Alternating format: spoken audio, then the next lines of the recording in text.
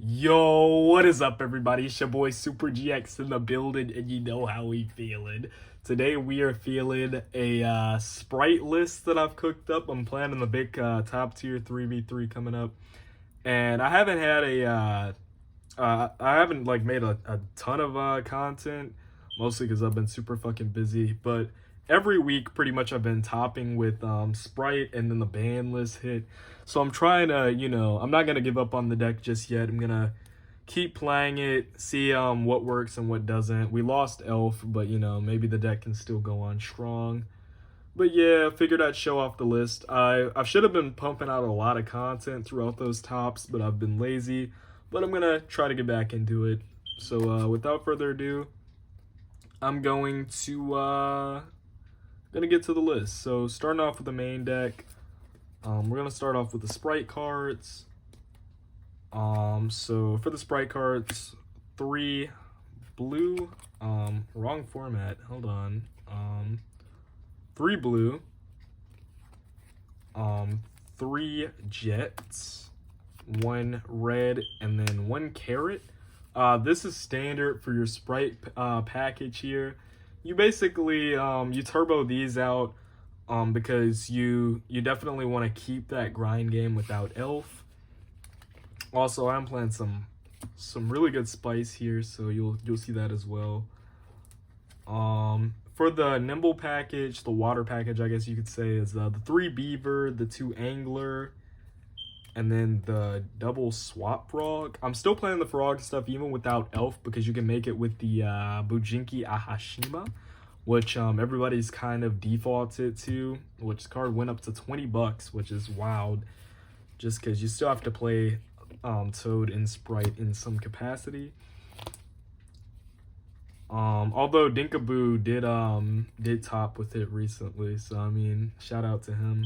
He topped with the list without Toad. So for the, I guess, like the extra 1 card starter along with the Shadal package is the 3 Cyburst gadget and then the 1 Gale Dogra. So the Cyburst gadget is just another 1 card starter that you can play in the deck that allows you to go full combo. And then the Gale Dogra is along with our Shadal package, which allows us to turbo out Winda, which you end on this along with Sprine instead of Elf. That way you can just lock out your opponent. It's especially good during Kashtira format. You just have to be mindful that everybody playing the same board breakers will can also for Kashtira can also basically break your board. So you got to be mindful of that. Moving on, for the adventure engine, I am playing, because I'm still playing the adventure engine because this engine's too clean, especially since you're not going to be able to turbo out Toad as much. You still want to have an Omni Negate. So I'm playing the 3 Water Enchantress along with the Griffin Rider. Finally got my 3 ultis. Very hype. But yeah, you definitely, like I was saying, you want to have an Omni Negate to turbo out. Since you're not going to be making Toad. Every turn, I'm pretty much summoning out the Gale Dogra and then dumping the Apkalone to grab the Schism. So I'm not really going to be making Toad plays a lot anymore. It's mostly saved for the grind.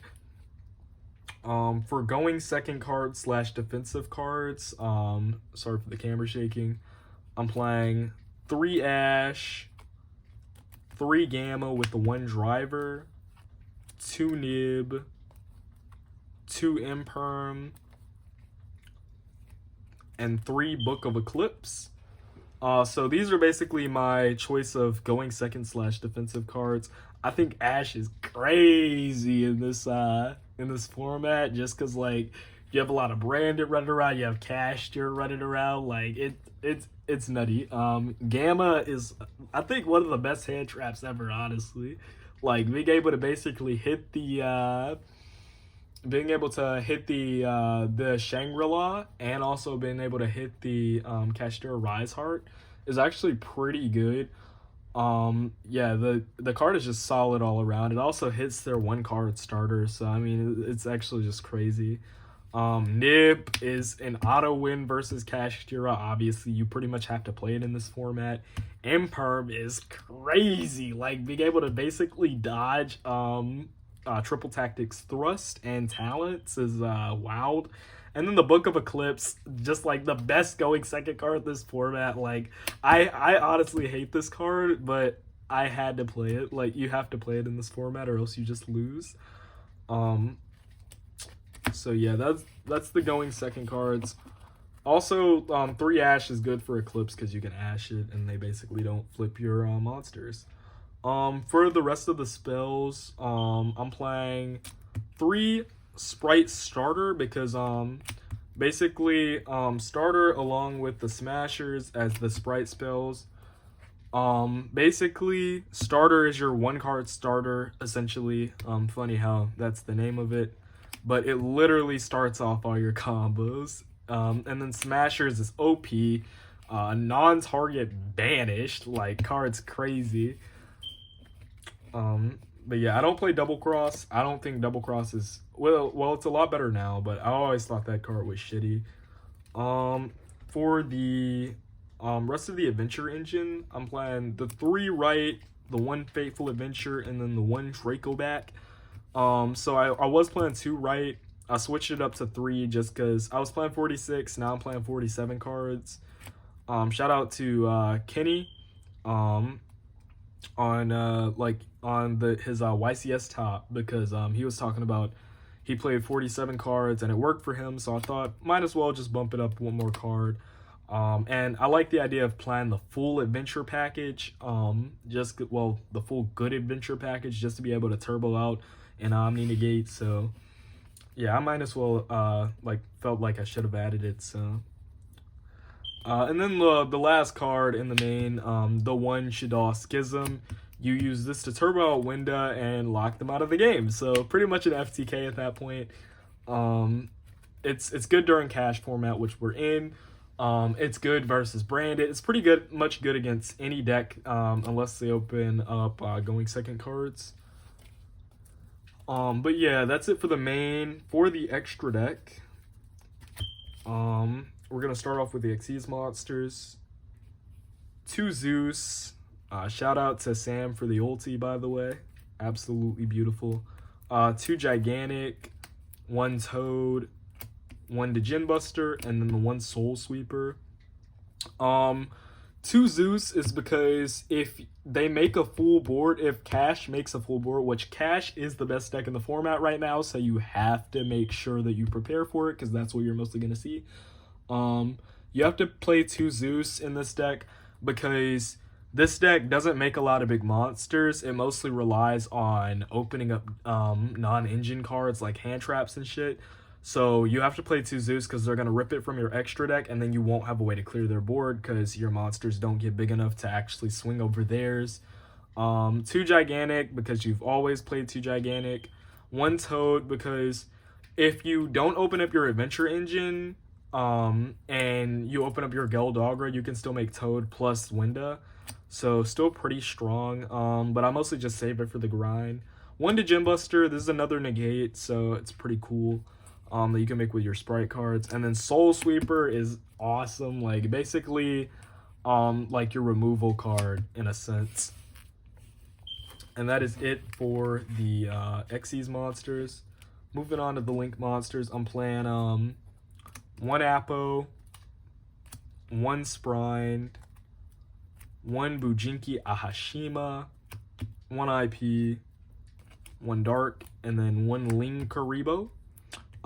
So the Apo, I don't like playing Avramax. I think there are a lot of things in the format that can out Avramax already. So I'm playing the Apo instead so I can get extra monster negates. I'm playing Spright Sprine. A lot of people are playing 2 Spright Sprine, but I'm playing 2 Zeus instead because they're always going to hit the Zeus because they know that you can break their board anyways. So I'm playing I elected to play the Sprine and the 1 Sprine and the 2 Zeus instead. I'm also not playing Unicorn because I wanted to also play 2 Zeus. Just because 2 Zeus is so fucking important for this deck. Like, it just is. The Ahashima, it's very gimmicky. Mostly just used for the grind game to summon out Toad. 1 IP, because you put in IP, you link on IP on your turn, and then you can make the Apo. One dark, because dark is like the best link monster in the game. Like, holy shit, this like taking their Brandit's fusion and stuff, like it's actually crazy. Like taking out the Brandit's fusion monsters, like it's actually nuts. And then the Lingeribo for the Cyber's gadget, because you link off into this using the Cyber's gadget, and then Cyber's gadget makes a token which allows you to go full combo. So absolutely pretty cracked combo. Honestly like it a lot. And then the last two monsters in the extra deck, just like the Shaddoll Winda, the El Shaddoll Winda and the El Shaddoll App Cologne. Basically you dump off the App Cologne like I was saying with the Geldogra, and then the Geldogra adds you your, the App Cologne, sorry, adds you your Schism. And then the Winda you make on your opponent's turn, which completely locks them out of the game so they can't do anything. Pretty cracked combo, came up with it by myself. I've been cooking, I've been cooking in the kitchen. And then I guess I'll show you, since I'm going to the event soon, I guess I'll like show you the side. It's really kind of standard, but I'll show you the side.